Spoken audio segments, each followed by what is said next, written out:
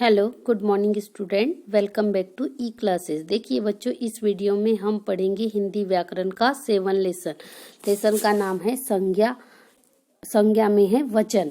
तो देखिए बच्चों, आप सबको पता है संज्ञा अथवा सर्वनाम शब्दों के जिस रूप से उसके एक या अनेक होने का बोध होता है उसे वचन कहते हैं। वचन सबको पता है ना, एक वचन और बहुवचन। तो वचन किसे कहेंगे? संज्ञा अथवा सर्वनाम शब्दों के जिस रूप से उसके एक या एक से अधिक यानी अनेक होने का बोध होता है उसे वचन कहते हैं। उदाहरण के लिए, घोड़ा दौड़ रहा है, पेड़ पर तोते बैठे हैं।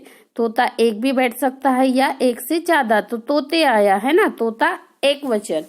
तो इन वाक्यों के घोड़ा, पेड़ और तोते शब्दों में से एक या एक से अधिक होने का पता चलता है। इस प्रकार शब्दों के अलग अलग रूपों से उनके एक या अनेक होने का बोध होता है, उसे वचन कहते हैं। तो देखिए बच्चों, हिंदी में वचन के निम्नलिखित दो भेद होते हैं। कितने? दो, एक वचन और बहुवचन। तो देखिए बच्चों, एक वचन किसे कहेंगे? जिस संज्ञा या सर्वनाम शब्द से उसके एक होने का बोध होता है उसे एक वचन कहते हैं। जैसे राहुल ने खिलौना खरीदा, निकिता ने संतरा खाया। फिर दूसरा है बहुवचन। बहुवचन किसे कहेंगे? जिस संज्ञा या सर्वनाम शब्द से एक से अधिक होने का बोध होता है उसे बहुवचन कहते हैं। जैसे मेज पर खिलौने रखे हैं, मैंने संतरे खरीदे। वचन की पहचान। वचन की पहचान दो तरीके से होती है। फर्स्ट है संज्ञा, सर्वनाम और विशेषण शब्दों के प्रयोग द्वारा तथा दूसरा क्रिया शब्दों के द्वारा। तो देखिए बच्चों, संज्ञा, सर्वनाम और विशेषण शब्दों के प्रयोग द्वारा वचन की पहचान। तो इनके द्वारा कैसे वचन की पहचान होगी, देखिए समझिए। वाक्य में आए संज्ञा, सर्वनाम और विशेषण शब्दों से एक वचन और बहुवचन की पहचान हो जाती है। जैसे अंजलि ने केला खाया। केला क्या हो गया? संज्ञा। तो केला है, अकेला है तो क्या होगा? एक वचन। अंजलि ने केले खाए। केले क्या होगा? केले संज्ञा शब्द है लेकिन क्या है ये? बहुवचन है। तो केला क्या हो गया? एक वचन और केले क्या हो गया? बहुवचन। ठीक उसी प्रकार है वह खेल रहा है। वह सर्वनाम हो गया, एक वचन, और वे खेल रहे हैं यानी वे क्या हो गया? सर्वनाम हो गया। लेकिन वे में बहुत सारे लोग भी हो सकते हैं, एक भी, दो भी खेल सकते हैं, तीन भी खेल सकते हैं या चार भी, तो ये क्या होगा? बहुवचन। देखिए बच्चों, अब क्रिया शब्दों के प्रयोग द्वारा वचन की पहचान करना। कभी कभी संज्ञा, सर्वनाम और विशेषण शब्दों से वचन की पहचान जब नहीं होती तब क्रिया से उनके वचन की पहचान होती है। जैसे पक्षी उड़ रहा है। उड़ रहा है क्या हो गई? क्रिया, एक वचन। पक्षी उड़ रहे हैं वो भी क्या हो गई? क्रिया, लेकिन एक से अधिक पक्षी उड़ रहे हैं तो वो भी ये क्या हो गया? एक वचन। चौकीदार सो गया। सो गया यानी संज्ञा, एक वचन। चौकीदार सो गए यानी सो गए भी संज्ञा, एक वचन। सदा एक वचन रहने वाले शब्द। अब देखिए बच्चों, कुछ संज्ञा शब्दों का प्रयोग सदा एक वचन के रूप में प्रयोग होता है। जैसे टंकी में पानी भर लो। अब टंकी में 1 लीटर पानी भरो या 1000 लीटर पानी भरो, है ना, तो ये कैसा? एक वचन ही रहेगा, है ना। टंकियों में पानी भरो ऐसा होगा क्या? नहीं। सोना महंगा हो गया। अब सोना तुम थोड़ा खरीदो या ज्यादा खरीदो। कठपुतली का नाच देखने के लिए भीड़ लग गई। चाय उबल गई। तो चाय जो है वो हमेशा क्या होगा? एक वचन होगा। क्या होगा? एक वचन। इसका वचन नहीं बदलेगा। अब देखिए बच्चों, इन वाक्यों में आए पानी, भीड़, सोना और चाय शब्द एक वचन के रूप में प्रयोग में आए हैं। इनका प्रयोग सदा एक वचन में ही होता है। पीतल, लोहा, चांदी, जनता, घी, पेट्रोल, तेल, दल, झुंड, टोली, आकाश, वर्षा, सत्य, झूठ आदि सदा एक वचन में ही प्रयोग सदा बहुवचन रहने वाले शब्द। तो देखिए बच्चों, सदा बहुवचन रहने वाले शब्द किसे कहेंगे? कुछ संज्ञा शब्दों का प्रयोग सदा बहुवचन में ही होता है।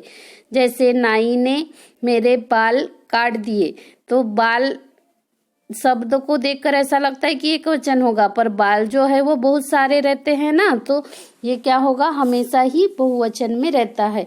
उसकी आंखों से आंसू निकल आए, आंसू शब्द भी हमेशा बहुवचन में ही होता है। फॉर्म पर अपने हस्ताक्षर कर दीजिए, तो हस्ताक्षर जो शब्द है वो भी हमेशा बहुवचन में होता है। मेले से लोग अपने अपने घर चले गए, तो लोगों नहीं होता, लोगों चले गए ऐसा नहीं बोल सकते हम। मेले से लोग जो है वो कितने भी लोग हो सकते हैं, तो लोग जो होगा वो क्या होगा? हमेशा बहुवचन में होगा। इन वाक्यों में आए बाल, आंसू, हस्ताक्षर और लोग शब्द बहुवचन में प्रयुक्त हुए हैं। इनके अतिरिक्त दर्शन, समाचार, प्राण आदि शब्दों का प्रयोग सदा बहुवचन में होता है। एक वचन शब्दों का बहुवचन में प्रयोग। तो देखिए बच्चों, कई बार एक वचन शब्दों का प्रयोग बहुवचन के रूप में किया जाता है, जैसे आदर और सम्मान के लिए। तो देखिए बच्चों, हम कई बार एक वचन शब्द बोलते हैं, लेकिन उसको सम्मान देने के लिए या आदर देने के लिए बहुवचन शब्द का प्रयोग करते हैं। जैसे पिताजी बाजार से लौट आए, हम ऐसा बोल सकते हैं क्या पिताजी बाजार से लौट आया? नहीं, हमसे बड़े हैं इसके लिए हम उनको रिस्पेक्ट देने के लिए भी बहुवचन का प्रयोग करते हैं। माताजी कल दिल्ली जाएगी, मंत्री जी भाषण दे रहे हैं। अब मंत्री जी है, हमसे बड़े हैं, आदर देने के लिए हम बहुवचन का प्रयोग कर रहे हैं।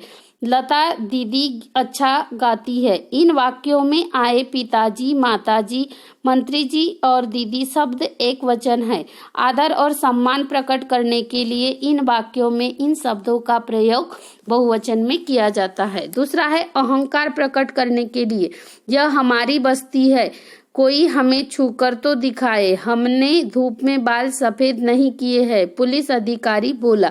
इन वाक्यों में मेरी, मुझे और मैंने के स्थान पर इनके बहुवचन रूप हमारी, हमें, हमने का प्रयोग अहंकार प्रकट करने के लिए किया गया है।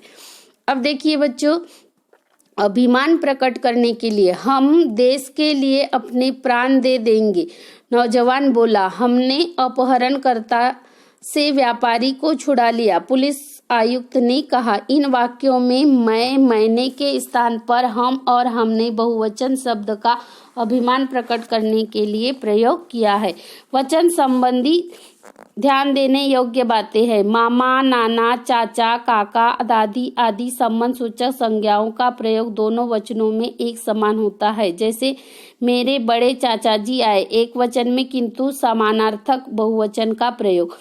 मेरे दोनों चाचा कानपुर में रहते, बहुवचन। जिन शब्दों के अंत में जाति, सेना या दल प्रयुक्त होते हैं उनका प्रयोग सदा बहुवचन एक वचन में किया जाता है। जैसे शत्रु सेना ने भारतीय सैनिकों के सम्मुख आत्मसमर्पण कर दिया। पर्वतारोहियों का दल तेजी से आगे बढ़ा। गाय, भैंस, भेड़, बकरी जैसे शब्द युग्मों का बहुवचन बनाने के लिए भी प्रयोग केवल अंतिम शब्दों में परिवर्तन किया जाता है। जैसे भेड़ बकरियां मैदान में घास चर रही है, गाय भैंसे तालाब में नहा रही है। तो देखिए बच्चों, वचन परिवर्तन के नियम। आकारांत स्त्रीलिंग शब्दों के अंत में ए लगाकर, जैसे बालिका है तो बालिकाएं। दूसरा है अकारांत स्त्री शब्दों के अंत में अ के स्थान पर ए लगाकर, जैसे दीवार है तो दीवारें। फिर इकारांत और इकारांत शब्दों के अंत में या जोड़कर तथा ई को ई लगा दिया जाता है। टोपी है तो टोपिया। या अंत वाले स्त्रीलिंग शब्दों के अंतिम या को या बनाकर, जैसे गुड़िया तो गुड़ियाएं, गुड़िया, चिड़िया, चिड़िया। आकारांत पुल्लिंग शब्दों के अंतिम आ के स्थान पर ए लगाकर, जैसे तोता है तो तोते। इसके बाद है उकारांत और औकारांत स्त्रीलिंग शब्दों के साथ ए जोड़कर ऊ का ऊ को ऊ कर देते, जैसे वस्तु है तो वस्तु ये। फिर है कुछ शब्दों के साथ गण, जन, वृंद और वर्ग लगाकर, कवि है तो कविगण, प्रजा है तो प्रजाजन, पक्षी है तो पक्षी वृंद।